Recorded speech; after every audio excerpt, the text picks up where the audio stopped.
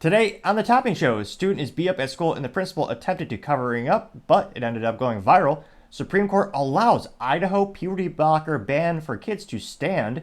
Anheuser-Busch Clydesdale ad gets one comment in 24 hours, if you don't count mine. Tesla to lay off 10% of their staff.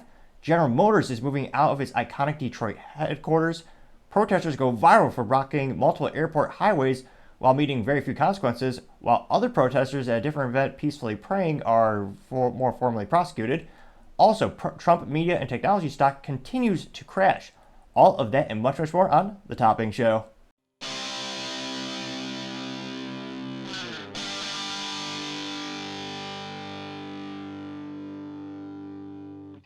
Thank you everyone for taking the time to tune in today. Today's episode of The Topping Show is proudly sponsored by Topping Technologies. Topping Technologies is an IT value-added reseller and services company with a special proficiency in IT security. Heck, I see their founder at least twice a day. I say he's quite handsome and brilliant. He's me, you see, that's the joke. If you're an IT leader or a business owner, you can reach the team at sales@toppingtechnologies.com. Also trying to get to 4,000 subscribers by the end of the month, so if you could click that button and tell your friends, I would greatly appreciate it. Now going over to the business part of the podcast, you have Tesla to lay off 10% of their staff. Now this was brought to us thanks to Emma Thorburn over at LinkedIn News. And they specifically say that Tesla will cut 10% of its global staff, or as many as 14,000 employees, according to an email that was published via NBC. In a note, Elon Musk also writes that the duplication of roles and the need to cut costs are driving the layoffs. The automaker, quote, nearly doubled its headcount over the last 3 years as it ramped up production at several plants, but last month posted its first quarterly decline deliveries in 4 years, which is quite detrimental and bad to say the least. And we see this continuing more and more with the EV slowdown. It's one of those instances where one of the fastest growing areas of consumer preferences in terms of automobiles is hybrids, which I find the antithesis of fun. If you want to really have a car that'll last a lifetime and, smile every time you drive it, personally I say get some with an internal combustion engine and 3 pedals, also known as a manual transmission. Granted, I know for the millionth time it's not as fast, but you'll have a lot more fun. You can work out it yourself, and truth be told, I smile ear to ear every time I actually shift the vehicle.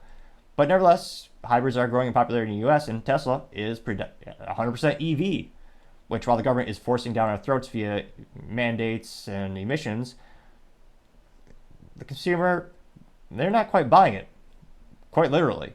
So it'll be interesting to see. It is disappointing to see some of these people being laid off.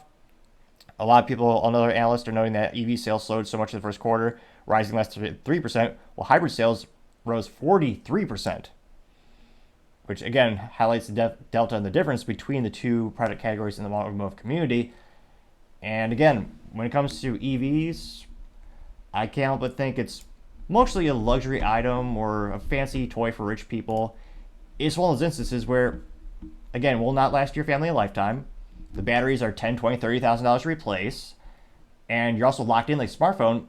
Your friendly mechanic Bob down the street can't work on it. You're locked in. So there are a lot of detriments and downfalls to EVs personally, but there are some people who prefer them.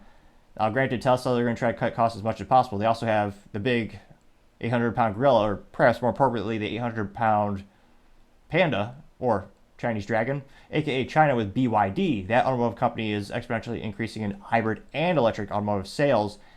And unless the US slaps some astronomical tariffs on them, once those can enter the US market, I can't but think that'll just destroy most American manufacturers who can't compete with China's better conditions in terms of having a lower cost of business, lower regulations, lower labor cost.